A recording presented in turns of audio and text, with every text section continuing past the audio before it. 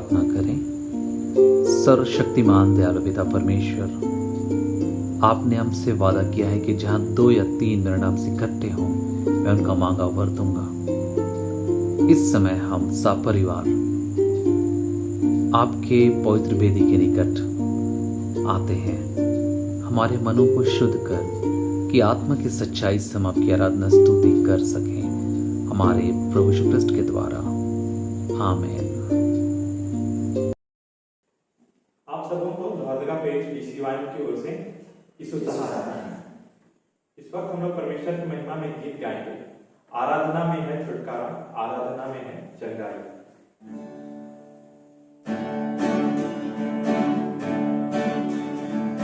आराधना में है छुटकारा, आराधना में है चंगाई, आराधना में है छुटकारा, आराधना में है चंगाई।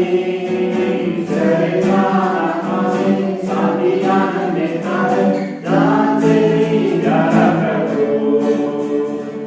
शरीर प्राण आत्मा में शांति आनंद देता है, जान से भी प्यारा प्रभु।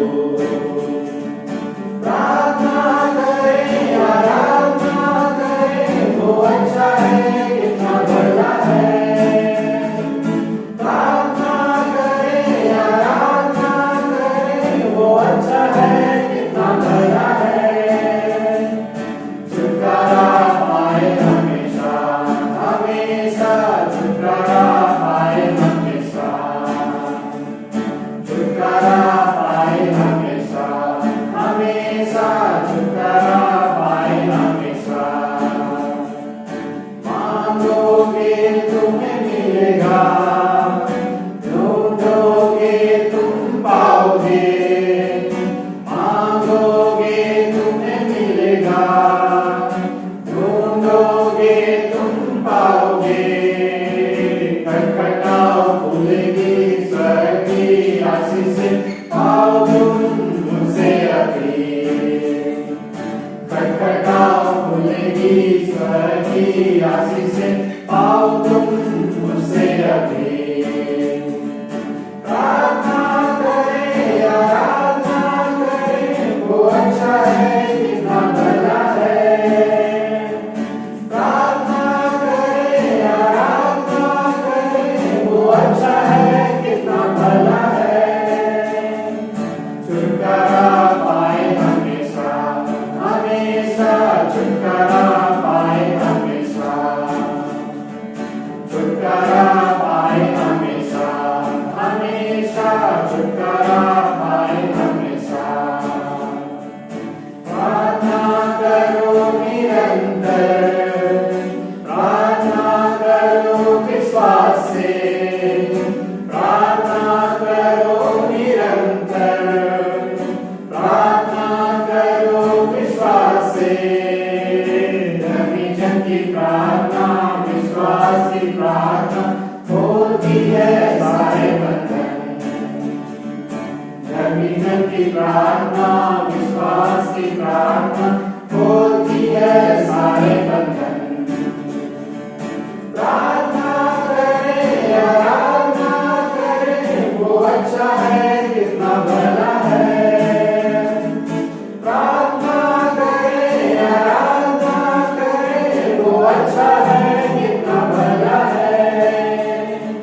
छुटकारा पाए हमेशा, हमेशा छुटकारा पाए हमेशा, छुटकारा पाए हमेशा, हमेशा छुटकारा पाए हमेशा। Praise the Lord. यीशु साहब मसीह में प्रिय परमेश्वर पिता का बहुत बहुत धन्यवाद हो कि उसने हमें एक मौका फिर से दिया है कि मिल करके उसकी स्तुति आराधना कर सकें और उसके वचनों में ध्यान कर सकें। आइए देखते हैं कि आज प्रभु अपने वचनों के द्वारा हमसे क्या बातचीत करना चाहता है। लेकिन प्रिय उससे पहले आइए हम छोटी दुआ करेंगे। धन्यवाद, स्तुति, आदर, प्रशंसा, महिमा तुझको चढ़ाते पिता परमेश्वर, तुम्हारे मध्य में उपस्थित है।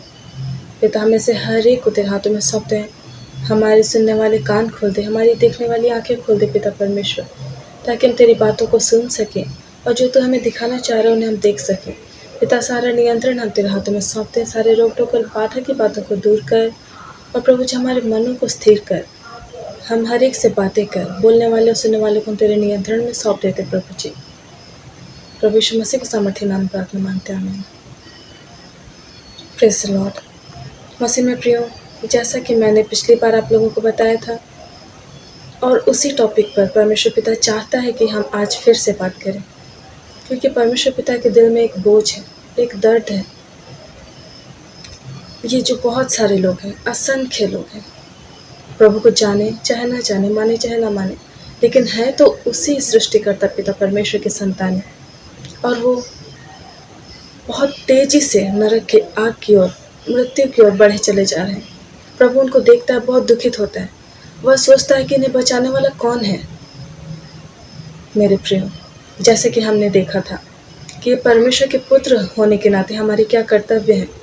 हमने देखा था परमेश्वर के याजक होने के नाते हमारे क्या कर्तव्य हैं, और क्या हम उन कर्तव्यों को सही तरह से निभा रहे हैं। प्रियो, आइए हम आज देखते हैं कि परमेश्वर यीशु की कलीसिया होने के नाते हमारे क्या कर्तव्य हैं, क्योंकि यीशु खुद कहता है कि मेरी और भी भेड़ें हैं जो इस भेड़शाला की नहीं है, मुझे उनका भी लाना अवश्य है। वे मेरा शब्द सुनेंगे और मेरे पीछे आएंगे। यूहन्ना 10:16।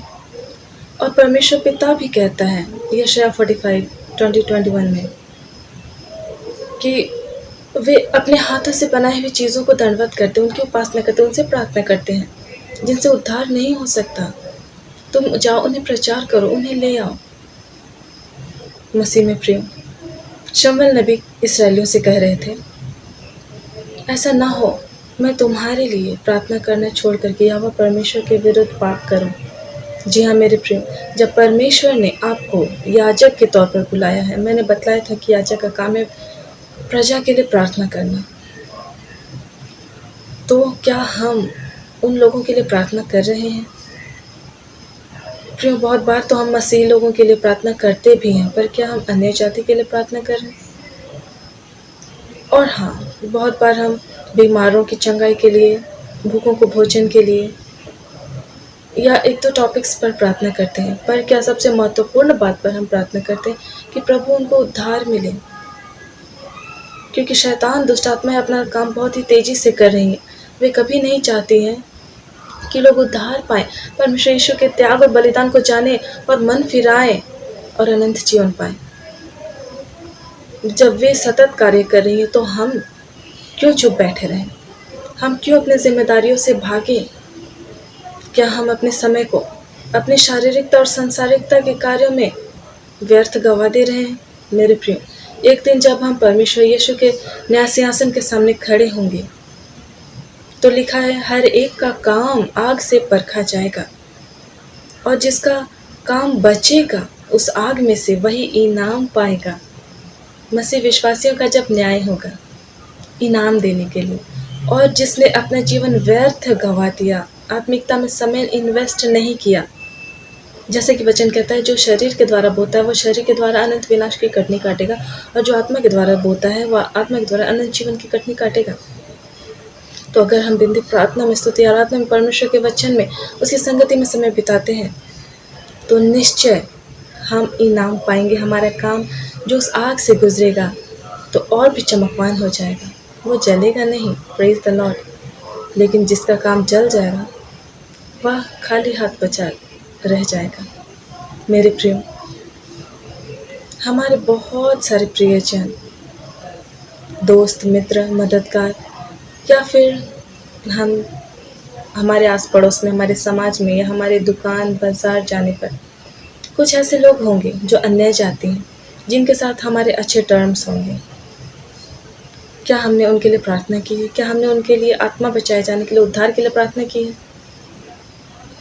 मेरे प्रियो, हम जो कुछ भी यूज़ करते हैं, कपड़े, खाना, यहाँ तक कि जो भी घर में A to Z कुछ भी देखिए, कुछ भी सामान, क्या वो केवल क्रिश्चियंस बना रहे? नहीं, वे सभी अन्य जाति लोग बना रहे। किसान हो या मजदूर हो, बैंकर हो या रेल कर्मी हो या टीचर हो या कहीं भी हो, प्रशासन में या सुव्यवस्था में, मेडिकल में, किसी भी क्षेत्र में आप देखें, क्या सिर्फ आपके मसीही भाई बहन नहीं?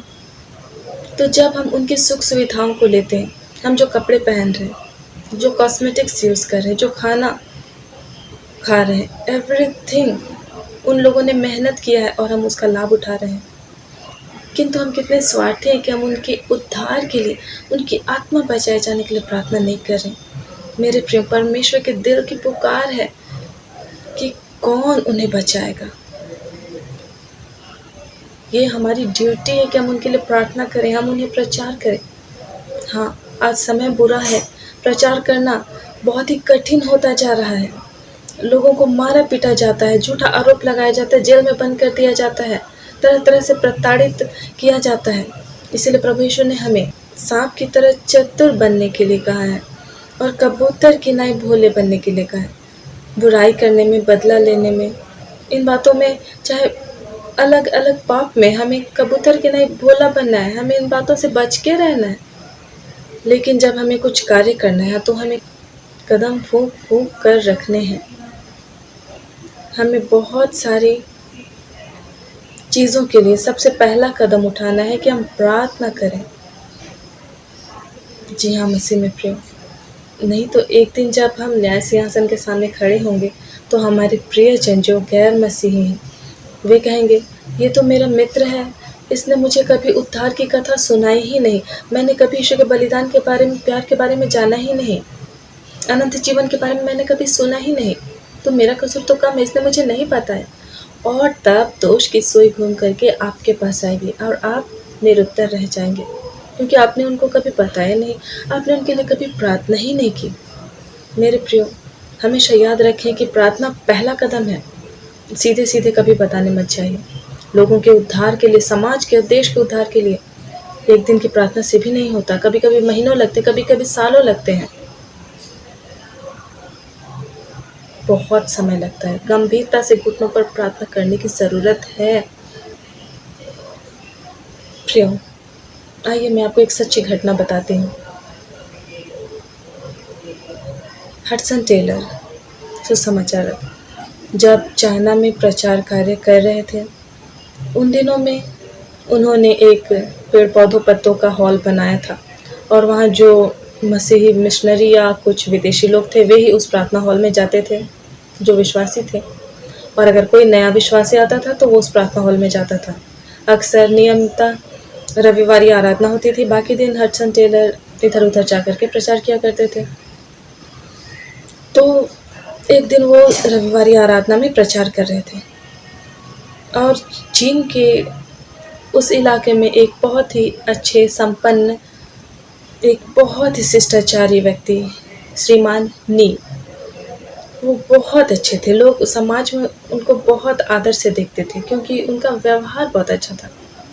पर नी जनाब बहुत ही दुखी थे क्योंकि वो जीवन के बाद क्या होगा, मृत्यु के बाद क्या होगा, इस बात से बहुत चिंतित थे। वो मोक्ष प्राप्ति चाहते थे और इसके लिए वो बहुत मेहनत करते थे, पढ़ते थे, पूजा पाठ करते थे, ज्ञान की खोज करते थे, सत्य की खोज करते थे। और एक दिन जब वो उधर से गुजर रहे थे तब उन्हें एक घंटा बजता सुनाई दिया। एक व्यापारी से पूछने पर व्यापारी ने बताया वहाँ विदेशी लोग जाते हैं, वहाँ जो उनके पुरोहित हैं वे बाइबल पढ़ते हैं और उपदेश देते हैं। तब वे भी वहाँ गए और बैठ गए। हडसन टेलर जी बता रहे थे कि जिस रीति से मूसा ने सांप को ऊंचे पर चढ़ाया, उसी रीति से अवश्य है कि यीशु मसीह ऊंचे पर चढ़ाया जाए और जो कोई उस पर दृष्टि करे विश्वास से, वह अनंत जीवन पाए, नाश ना हो। क्योंकि परमेश्वर ने जगत से ऐसा प्रेम किया कि उसने अपना इकलौता पुत्र दे दिया ताकि जो कोई इस पर विश्वास करे वह नाश ना हो परंतु अनंत जीवन पाए। बस इसी चीज़ की तो तलाश थी नी महाशय को। उन्हें अनंत जीवन का द्वार मिल गया और जब उपदेश खत्म हुआ तब वे हडसन टेलर जी से मिले। उन्होंने बताया कि मैं सत्य की खोज कर रहा था, शांति की खोज कर रहा था। मैंने इसके लिए बहुत लंबी लंबी यात्राएं की, बहुत कन्फ्यूशियस, टोवोलो आदि की शिक्षाओं को सुना, पढ़ा, मुझे कहीं शांति नहीं मिली, कहीं चैन विश्राम नहीं मिला, लेकिन आज मैंने यीशु को पा लिया, आज मैंने अनंत जीवन को पा लिया, आज मैंने उद्धार को पा लिया। फिर उन्होंने पूछा, हडसन टेलर जी, आपके देश में सुसमाचार कब आया यीशु मसीह का? उन्होंने बड़ी खुशी से बताया, हमारे देश में कई 100 साल पहले यीशु मसीह का सुसमाचार आया। तब श्रीमान नी दुखी हुए। उन्होंने कहा, मेरे पिताजी सत्य के खोजी थे, वो मोक्ष की प्राप्ति चाहते थे। उन्होंने उन गूंगी मूर्तों के सामने दंडवत किया, साष्टांग प्रणाम किया। वे बहुत ध्यान मनन करते थे, पुराणों को पढ़ते थे। वो बहुत धर्मी इंसान थे, अच्छे थे, लेकिन वे सत्य को नहीं पाए। बिना पाए ही वो मर गए। आप लोग पहले क्यों नहीं आए? आप लोग पहले क्यों नहीं आए हमारे देश में? क्या यीशु मसीह सिर्फ आपके देश के लिए था? इन बातों को सुन करके हडसन टेलर जी बहुत उदास हो गए, निरुत्तर हो गए। मेरे प्रिय, एक दिन जब आपसे भी सवाल किया जाएगा तो आपका क्या जवाब होगा? एक दिन आप परमेश्वर के सामने खड़े होंगे और आपके गैर मसीह, अन्य जाति मित्र, पड़ोसी, मददगार वहाँ खड़े होंगे। वो कहेंगे, हमें तो बताया ही नहीं गया, हमने तो उद्धार के मार्ग के बारे में, उद्धार की कथा को कभी सुना ही नहीं, जाना ही नहीं। मसीह में प्रेम, मैं फिर कहती हूँ, प्रार्थना पहला कदम है और प्रार्थना सबसे महत्वपूर्ण कदम है। बिना प्रार्थना किए कोई कदम ना उठाएं। प्रभु ने हमें सांप की तरह चतुर और कबूतर की नहीं भोले बनने को कहा है। प्रार्थना बहुत बलवान है, हृदय बदल देती है। प्रियो, आइए मैं एक सच्ची घटना और बताती हूँ, छोटी सी। हमारे दक्षिण भारत में कुछ साल पहले श्रीमान डैनियल रहते थे। वो प्रचारक थे। उनकी पत्नी और वो जब कहीं प्रचार करने के लिए जाते थे, कहीं छात्रावासों में या कहीं सभाओं में, 2-3 दिन की प्रार्थना सभाओं में, तब वो लोग कुछ दिन पहले से उपवास प्रार्थना करते थे और कुछ दिन पहले से कभी कभी पूरी रात प्रार्थना करते थे। वो घुटनों पर अपने हाथों को जोड़कर पूरी रात प्रार्थना करते थे, आंसुओं में। और फिर जब वो सुसमाचार प्रचार करने के लिए जाते थे तो पूरा हॉल जिसमें लोग खचाखच भरे होते थे, हर एक व्यक्ति रोता था। पवित्र आत्मा का ऐसा काम होता था कि लोग अपने पापों से पश्चाताप करते थे, मन फिराते थे और अनंत जीवन पाते थे। प्रिय, प्रार्थना में शक्ति है, विश्वास करें। और प्रार्थना पहला कदम है जिसे हमें उठाना है। हम अपने कर्तव्यों से, अपने रोल से पीछे नहीं हट सकते। आइए हम प्रार्थना करें। धन्यवाद, स्तुति, आदर, प्रशंसा, महिमा तुझको चढ़ाते पिता परमेश्वर की तूने अपने दिल की बातों को हमें बताया है। हाँ प्रभु जी, जो तू आज कलीसियाओं से कहना चाह रहे हैं, तो चाहता कि बहुत सारी आत्माएं जो बिना यीशु मसीह के मर रही हैं, उन्हें हम आग से झपट कर निकालें। हाँ पिता परमेश्वर, हमें से हर एक को तेरे हाथों में सरेंडर करते पिता, समर्पित करते प्रभु जी। तू हमें अपनी अग्नि से, अपने पवित्र आत्मा से भर के सामर्थ्य से इस्तेमाल कर। धन्यवाद करते प्रभु, बिनती सुनने के लिए, उत्तर देने के लिए। इस प्रार्थना के यीशु मसीह के नाम से मांग लेते हैं, आमीन। परमेश्वर पिता का धन्यवाद हो कि आज हम उसकी उपस्थिति में सुरक्षित पाए जाते हैं। भजन संहिता अध्याय 16। हे ईश्वर, मेरी रक्षा कर, क्योंकि मैं तेरा ही शरणागत हूँ। मैंने परमेश्वर से कहा, तू ही मेरा प्रभु है, तेरे सिवा मेरी भलाई कहीं नहीं। आइए हम खुद को दीन करें और पिता परमेश्वर से दुआ करें। हे सर्वशक्तिमान सामर्थ्य पिता परमेश्वर, धन्यवाद धन्यवाद धन्यवाद हो तेरा। इस घड़ी पिता परमेश्वर, हम सभी आपकी उपस्थिति में पिता रहकर सुरक्षित पाए जाते हैं। हाँ पिता परमेश्वर, हम अपने मनों को दीन करते हैं, हम आपके निकट आते हैं पिता। इस घड़ी हम हर एक बातों को, हर एक चीज़ों को पिता आपके सम्मुख रखते हैं पिता। हम निवेदन करते हैं पिता कि आज जब इस महामारी के समय में पिता हम सभी इस भय से घिरे हुए हैं पिता परमेश्वर, ऐसी स्थिति में जब हर एक लोग पिता चिंतित हैं, दुख से घिरे हुए हैं पिता परमेश्वर, भारी परेशानी में है पिता, इन हर एक जनों में पिता परमेश्वर ऐसे लोग हैं जो पिता इस बीमारी से आज भी ग्रसित हैं, और पिता कुछ लोग हैं जो इस बीमारी से उभर रहे हैं। इन हर एक लोगों को सामर्थ्य दयालु महान पिता परमेश्वर हम आप ही के हाथों में सौंपते हैं पिता परमेश्वर। तू उन्हें चंगा कर पिता, आज ही पिता परमेश्वर तू इन लोगों को पिता पूर्ण रीति से पिता तू चंगाई प्रदान कर। हाँ पिता परमेश्वर, तेरे नाम से आज ये जो भी दवाइयों और जिन भी चीज़ों को ग्रहण करते हैं पिता परमेश्वर, उसमें आपकी अद्भुत सामर्थ्य प्रकट होने पाए पिता परमेश्वर, कि उन्हें ग्रहण कर वे चंगे होने पाए पिता परमेश्वर, और आपके नाम की महिमा करने पाए। ऐसे लोगों को पिता परमेश्वर, जिन लोग पिता इनकी सेवा में लगे हुए हैं, इन लोगों को भी पिता तेरी ही दया में हाथों में सौंपते हैं। हाँ पिता, हर एक नर्स और डॉक्टरों को पिता आपके हाथों में सौंपते हैं। तू पिता परमेश्वर उनकी अगुवाई कर, जब वे अपनी सेवा प्रदान करते हैं पिता, वो उन्हें पिता परमेश्वर तो सुरक्षित रख के आज जब पूरी रीति से जब इन लोगों को बचाने में पिता परमेश्वर वो लगे हुए हैं, उन्हें तो सुरक्षित रख, उन्हें सुरक्षा के घेरे में बांधे रख पिता परमेश्वर, कि वे पिता परमेश्वर ऐसी बीमारियों से बचे रहने पाए और अपने जीवन में पिता आपकी सामर्थ्य से परिपूर्ण होकर ऐसे समयों में वे पिता और अच्छी रीति से अपने कार्यों को करने पाए, अपनी सेवा को देने पाए। हाँ पिता परमेश्वर, ऐसी परिस्थिति में जब सरकारी अधिकारी कन पिता परमेश्वर लगे हुए हैं, हर एक योजनाओं को पिता परमेश्वर लाते हैं कि इस महामारी से लड़ने पाए, प्रत्येक दिन पिता परमेश्वर आपकी अगुवाई में पिता परमेश्वर वो कार्य करने पाए, इस देश में लाने वाले हर एक नीति जो वो बनाते हैं पिता परमेश्वर हर एक लोगों तक पहुंचने पाए। हाँ पिता, जो ऐसी घड़ी में है जिन्हें किसी चीज़ों की आपूर्ति नहीं हो पा रही, हाँ पिता होने पाए कि तेरे सामर्थ्य आज इन लोगों के द्वारा, इन अधिकारियों के द्वारा पिता परमेश्वर उन हर एक लोग जिससे छूट जाते हैं, बच जाते हैं पिता, हर एक लोगों तक पिता परमेश्वर ये तमाम सुविधाएं पिता परमेश्वर उन तक पहुंचने वाली होने पाए। हम पिता जब ऐसी घड़ी में पिता जब अपने घरों में हैं, बंद हैं पिता परमेश्वर, हम चर्च नहीं जा पाते, किंतु पिता परमेश्वर ऐसे समय में भी ऑनलाइन आराधना के माध्यम से जब हम आपसे जुड़ पाते हैं पिता, तो इनको भी हम आपके समक्ष रखते हैं पिता परमेश्वर, कि जब हम आराधना के द्वारा आपके वचनों को सुनते हैं, आपके सेवकों के द्वारा से पिता परमेश्वर जब हम इन्हें ग्रहण कर पाते हैं, हम पिता इनके द्वारा अपने जीवन में आशीषों को पाएं, और पिता साथ ही इन वचनों को जो पिता परमेश्वर बांटते हैं, इन पर भी तो अपनी कृपा आशीष बनाए रख पिता।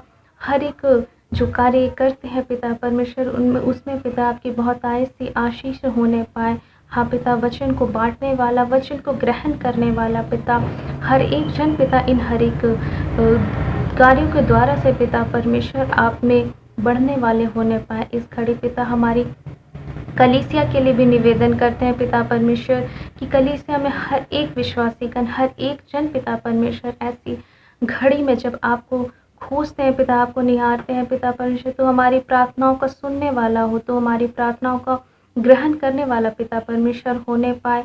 हर एक दुआओं को पिता परमेश्वर तो सुनने वाला हो, संभालने वाला हो पिता परमेश्वर। हाँ, तो हम पर दया कर पिता परमेश्वर, हम पर तू अपनी कृपा दृष्टि बनाए रख, हम पर तो अपने सामर्थ्य प्रकट कर पिता परमेश्वर, कि हम सभी आपके उपस्थिति में पिता परमेश्वर होकर सुरक्षित रहने पाए। ऐसे घड़ी में पिता परमेश्वर हम आपके द्वारा संभाले जाए पिता परमेश्वर, हम हर एक बातों के लिए, हर एक चीज़ों के लिए पिता परमेश्वर आपका धन्यवाद देने पाए। जब हम इन समय से पिता परमेश्वर बाहर निकले, आने वाले समय में पिता परमेश्वर आपकी महिमा और प्रशंसा करने वाले होने पाए, तो हमें सुरक्षित रख पिता और हमें संभाले रख।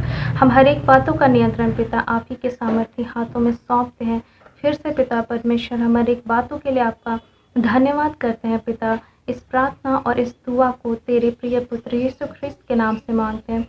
सुनिए और दया से स्वराज्य में ग्रहण कीजिए। आमीन।